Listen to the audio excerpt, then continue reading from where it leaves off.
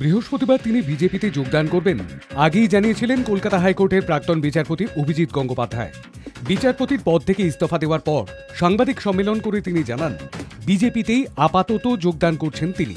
BJP চাইলে লোকসভা ভোটেও লড়বেন।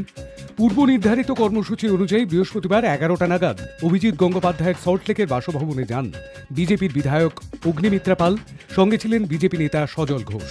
তাঁরা অভিজিৎ গঙ্গোপাধ্যায়কে নিয়ে বিজেপির সল্টলেকের অফিসে যান। সেখানেই আনুষ্ঠানিকভাবে বিজেপিতে যোগ দিলেন প্রাক্তন বিচারপতি।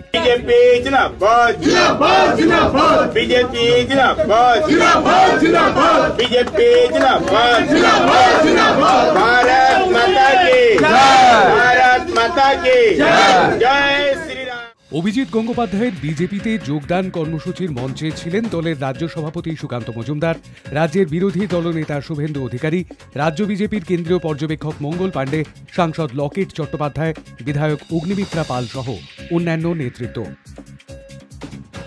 আমি আমার তরফ থেকে, ভারতীয় জনতা পার্টির তরফ থেকে শুভেচ্ছা, অভিনন্দন এবং নমস্কার জানাই। আজকে বাংলার রাজনীতির এক যুগ সন্ধিক্ষণে আমরা দাঁড়িয়ে আছি।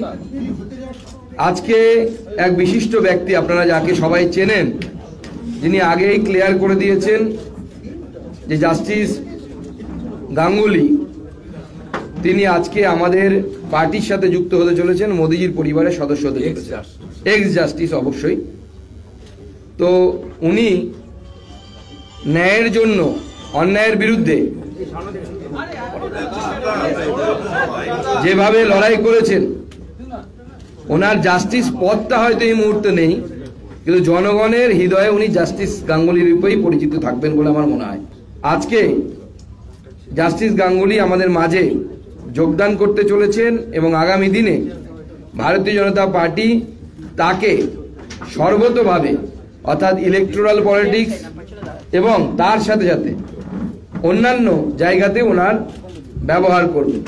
আমাদের বিজেপি পরিবারের পক্ষ থেকে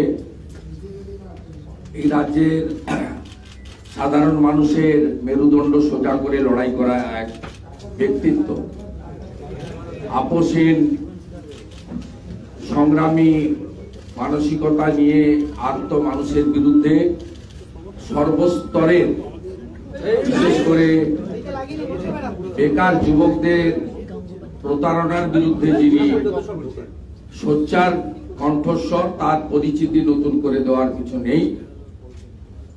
আমাদের যিনি, তার আগস্ট মাসে অবসর নেওয়ার কথা, তার কয়েক মাস আগেই তিনি সম্মানীয় নরেন্দ্র মোদীজির আদর্শে তিনি পদত্যাগ করেছেন এবং আজকে আমাদের এই পরিবারে যুক্ত হচ্ছেন। তাকে আমি স্বাগত জানাই। পদ্ম শিবিরে যোগ দিয়ে অভিজিৎ গঙ্গোপাধ্যায় বলেন, আমি দলের শৃঙ্খলাবদ্ধ সৈনিক হিসেবে কাজ করতে চাই।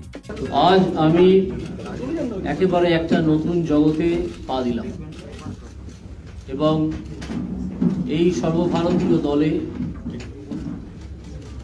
যেখানে মহান নেতা নরেন্দ্র মোদী, অমিত শাহ এরকম লোকেরা আছেন, পশ্চিমবঙ্গের তাদেরকে দেখতেই পাচ্ছেন, leader of the opposition, state secretary Mangal Pandeyji এবং অন্যান্য স্টেট সেক্রেটারি, যে স্টেট প্রেসিডেন্ট আমাদের সুকান্ত দা, তাদের অ্যাডভাইস এবং সাজেশন আমার প্রতি মুহূর্তে লাগবে, কারণ আমি দলের একজন শৃঙ্খলাবদ্ধ সৈনিক হিসেবে কাজ করতে চাই।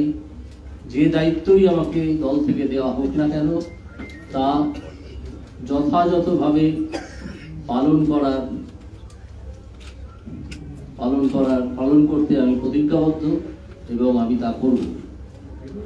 আজ আর বিশেষ কিছু বলার নেই, এই কথা বলা ছাড়া যে আমাদের প্রথম উদ্দেশ্য হচ্ছে পশ্চিমবঙ্গ থেকে একটা দুর্নীতিগ্রস্ত দলের এবং একটা দুর্নীতিগ্রস্ত সরকারের বিদায় লগ্নের সূচনা করে দেওয়া এই লোকসভা ভোটে, যাতে 2026-এ তারা আর ক্ষমতায় আসতে না পারে।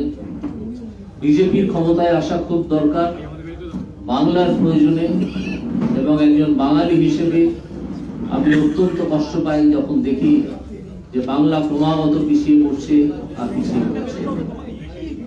তাই আমি সর্বভারতীয় দলে যোগ দিয়েছি, যেখান থেকে এই দুর্নীতিগ্রস্ত দল এবং দুর্নীতিগ্রস্ত সরকার এদের বিরুদ্ধে একটা ভয়ঙ্কর লড়াই শুরু করা যায় এবং একটা সিরিয়াস লড়াই শুরু করা যায়। আজ আপাতত এইটুকুই। এরপর আপনারা দেখতে পাবেন যে আমার দায়িত্ব, দল থেকে দেওয়া দায়িত্ব আমি পালন করছি কি করছি না, এবং আপনারা এবং পশ্চিমবঙ্গের মানুষ তার একটা অ্যাসেসমেন্ট করবেন। বিজেপিতে যোগ দিয়েই রাজ্য সরকারকে নিশানা করে আক্রমণ করেন প্রাক্তন বিচারপতি। এবার লোকসভা ভোটে তাঁর টিকিট পাওয়া নিয়ে কোনো ইঙ্গিত মেলে কিনা সেদিকে নজর থাকবে। Hi News network.